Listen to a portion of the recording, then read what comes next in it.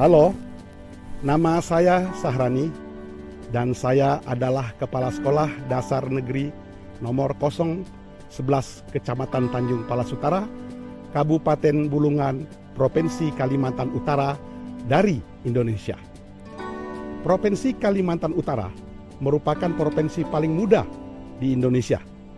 Sebagai daerah otonomi baru, daerah kami memiliki banyak sekali keterbatasan. Belum seluruh desa di Kalimantan Utara yang terhubung sarana infrastruktur, baik jalan, jembatan, serta memiliki akses listrik dan akses internet.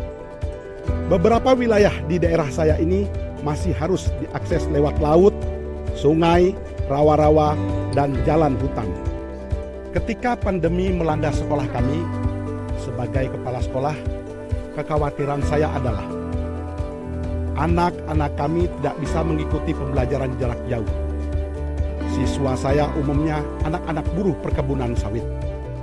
Mereka tinggal di beberapa kamp perkebunan yang jaraknya 20 km dari sekolah.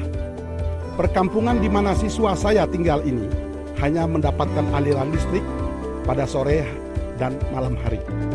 Sedangkan pada pagi dan siang hari tidak ada listrik. Akses internet hanya ada di beberapa titik saja. Selain itu, tidak semua anak dan orang tua memiliki HP Android. Kondisi ini membuat kami tidak bisa melakukan pembelajaran interaktif secara online. Beberapa siswa kami juga sangat bergantung dengan HP Android milik orang tuanya.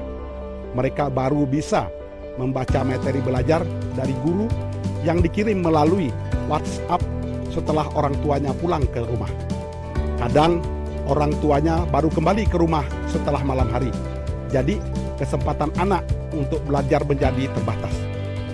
Orang tua juga tidak selalu bisa setiap saat mendampingi anak-anaknya belajar di rumah karena harus bekerja.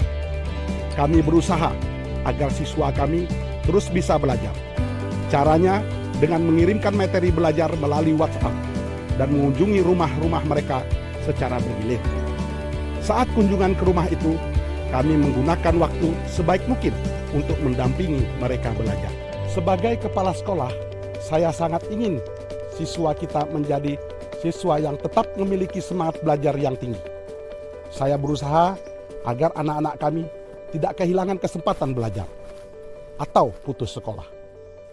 Walau banyak tantangan yang harus kami hadapi untuk menyelenggarakan pembelajaran di masa pandemi ini, tapi kami tetap berusaha dan bekerja keras. Saya dan guru-guru berusaha membuat dan menyediakan bahan ajar yang sesuai dengan kemampuan anak, mudah dimengerti dan menyenangkan. Pandemi ini merupakan pengalaman baru bagi kami. Kami terus belajar dan berlatih untuk menemukan cara yang paling efektif untuk membantu siswa-siswa kami. Dengan dukungan dari pemerintah daerah, program inovasi, dan komunitas pendidik lainnya, kami mengikuti banyak pelatihan secara online. Kami juga rutin berlatih dan bertukar pengalaman melalui kelompok kerja kepala sekolah dan kelompok kerja guru. Dari pelatihan-pelatihan ini, kami menjadi mampu untuk memilih materi ajar yang esensial. Kami tidak lagi mengajarkan semua materi yang ada di kurikulum nasional. Kami sudah memilih materi yang fokus untuk mengembangkan kompetensi dasar siswa, yaitu literasi, numerasi, dan karakter. Materi ajar juga kami desain lebih praktis dan bermakna, sehingga anak-anak tidak bosan belajar. Pendampingan belajar di rumah juga kami optimalkan, agar kemampuan belajar anak tidak menurun. Saya ingin sekolah kami menjadi tempat di mana anak-anak dapat terus mengembangkan kemampuannya dan mengejar cita-cita mereka. Hanya lewat pendidikanlah anak-anak kami ini bisa mengubah hidupnya di masa depan. Orang tua anak-anak kami kebanyakan buruh perkebunan sawit. Mereka hidup dalam kondisi yang sulit dan miskin. Pendapatan mereka juga tidak pasti. Tidak jarang anak-anak ini dibawa orang tuanya untuk ikut bekerja di perkebunan sawit. Mereka dibawa untuk mengumpulkan buah sawit yang jatuh di tanah. karena harus membantu orang tua bekerja.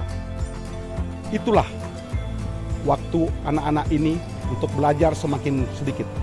Apalagi saat mereka kembali ke rumah, mereka sudah merasa lelah, sehingga kurang fokus mengerjakan materi belajar. Kami juga menemukan ada siswa kami yang dibawa orang tuanya keluar daerah untuk bekerja. Bahkan beberapa siswa harus berhenti dari sekolah. Situasi pandemi ini berat sekali bagi siswa dan orang tua. Itu sebabnya kami berusaha keras agar anak-anak ini tetap bisa belajar sekalipun tidak memiliki perangkat belajar. Pandemi telah membuat saya sadar. Saya perlu melakukan terobosan. Sekolah harus beradaptasi dengan kondisi pandemi. Saya harus membuat langkah-langkah antisipatif guna mengatasi masalah pembelajaran yang sangat mungkin terjadi setiap saat. Dan perlu membangun kerjasama tim yang baik antara warga sekolah, komite sekolah, agar efektif bagi saya, guru, siswa, dan orang tua. Pandemi ini mengajarkan saya bahwa kepala sekolah dan guru tidak boleh berhenti belajar dan berlatih. Sekalipun kami sangat kebingungan di awal pandemi, karena tidak punya pengetahuan apapun menghadapi situasi darurat ini. Tetapi kami pelan-pelan kami bisa menghadapinya. Kami banyak mengikuti pelatihan dan berbagi pengalaman dengan komunitas pendidikan lainnya. Semua pengetahuan dan pengalaman baru ini sangat membantu kami menyelenggarakan pembelajaran jarak jauh di sekolah kami. Melalui jaringan kepemimpinan sekolah, saya berharap dapat belajar bagaimana kepala sekolah dan guru menghadapi pandemi di daerahnya masing-masing. Setiap daerah tentunya memiliki tantangan yang berbeda-beda, baik dari segi infrastruktur, geografis, dan budaya. Saya ingin mendengar, belajar dari pengalaman mereka itu, mengetahui cara mereka mengatasi kesulitan di daerahnya masing-masing. Saya yakin banyak sekali kepala sekolah dan guru yang memiliki kisah luar biasa yang bisa dibagikan ke banyak orang.